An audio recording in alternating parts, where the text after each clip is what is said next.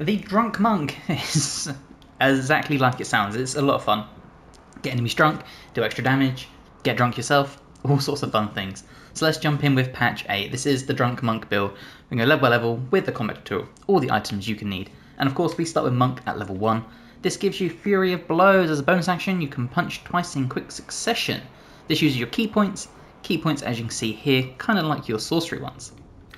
You also gain Unarmoured Defense, so while we're not wearing armor, we can add our Wisdom modifier to our armor class. We gain Dexterous Attacks, so our unarmed strikes scale with Dex instead of Strength if the Dex is higher. We gain Death Strikes, so we deal an additional 1 to 4 bludgeoning damage.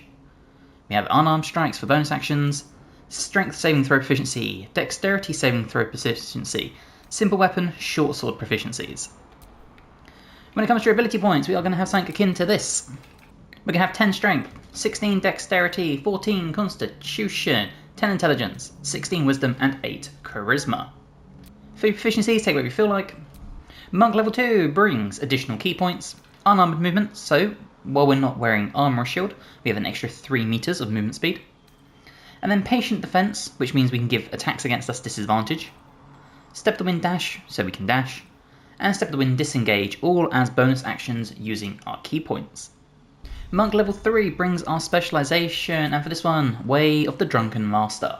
With the unpredictable lurches of a Tippler, you hiccup your way through battle, frustrating foes with careful, executed movements concealed beneath a facade of incompetence. So we gain a skill proficiency in performance. Cheeky Tipple, which means we're immune to the negative effects of being drunk. Once per day when we drink alcohol, we'll regain half of our key points rounded down. Drunken Performance, and Drunken Technique. This uses key points and punch twice in quick succession and grant yourself an additional 3 meters movement and the benefits of Disengage. Monk level 4 brings our first feat, additional key points, as well as slow fall, so we gain resistance to falling damage. We also gain Life of the Party, so every time Intoxicating Strike hits, the monk gains Life of the Party, which increases their armor class and attack rolls against drunk targets. But how do we make a target drunk? By using Intoxicating Strike. Hit a creature with your bare fists and possibly get them drunk. Which means you can land this, and then thanks to Life of the Party, we'll have an increased armor class and attack rolls. For your ability improvement, we're going to take our dex all the way to 18. Monk level 5 brings additional key point as well as extra attack. We also gain Stunning Strike, which means we can possibly stun the target. Monk level 6 brings an additional key point as well as a 4.5 meter increase now to our movement speed. We also have Key Empowered Strikes, which means our fists count as magical for the purposes of overcoming resistances and immunities to non-magical damage. Leap to your feet, so when we're prone standing up we'll only use 1.5 meters of our movement speed. And Redirect Attack, so when a creature misses you with a melee attack, you can spend 1 key point as a reaction to use Unarmed Strike back at them. Monk level 7 brings another key point, as well as Evasion, so your agility lets you dodge out the way of the certain spells. When a spell or effect would deal half damage on a successful dexterity saving throw, it deals no damage if you succeed, only half damage if you fail. We also gain Stillness of Mind. If you're charmed or frightened, you automatically cast Stillness of Mind to remove the condition. Monk level 8 brings another feat and additional key point. So for the feat, we're going to take the ability improvement and bump dex up to 20. Monk level 9 brings advanced unarmored movement, so it's now up to 6 meters. And Sobering Realization. Hit a drunk target and sober them up by dealing bonus psychic damage.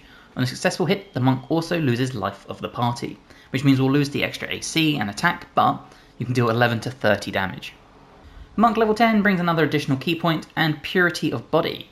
You're immune to poison damage and cannot be poisoned or affected by disease thanks to the Purifying Key. Monk level 11 brings another key point and Drunkard's Luck. When you make an ability check, attack roll or saving throw and have disadvantage on the roll, you can spend 2 key points to negate the disadvantage for that roll. And then finally, Monk level 12, we gain an additional key point and another feat. You can probably guess where this is going. We are going to come to the bottom and take Tavern Brawler, which means we're going to rely on using strength potions as well, but I will show you this in combat. And obviously just bump up whatever you want, doesn't really matter. Okay, let's go over the gear for our monk, and we're going to start with the Mask of Soul Perception. +2 bonus to attack rolls, initiative and perception checks, as well as detect thoughts. The Cloak of Displacement, so this will activate, granting disadvantage to enemies on attack rolls that target us until we are hit. The Boots of Uninhabited Kashido, so while wearing these we'll do an additional damage equal to our Wisdom modifier with unarmed strikes, meaning we'll have a +3. The Soul of Rejuvenation there, so whenever we succeed a saving throw against a spell, we'll regain 1 to 4 hit points. We get an armor class +2, and the wearer can use a reaction to make an unarmed strike against any attacker that misses, which means we can now do it against an attacker that misses, or against another attacker thanks to our class abilities. We're going to use the Gloves of Soul Catching, so these will do an additional 1 to 10 force damage. Once per turn, on an unarmed hit, you regain 10 hit points, or we can choose to have advantage on attack rolls until the end of our next turn. We also gain a Constitution +2. We're going to take the Fetish of Cauldron's Smooth Hands to give us invisibility, the Burnished Ring to give us Paralysing Ray, and of course the Sentient Amulet for Shatter and Key Restoration. Now at this point, once I said, we are going to pop a Strength Potion. So these ones, the Cloud Giant will bump it to 27, this is endgame. If not, you have mid-game, which is the Hill Giant Strength. Obviously being endgame build, we're going to pop this. So let's go find some combat. Okay, we are in combat, and as you can see, we are top of the turn order, and instantly we look drunk.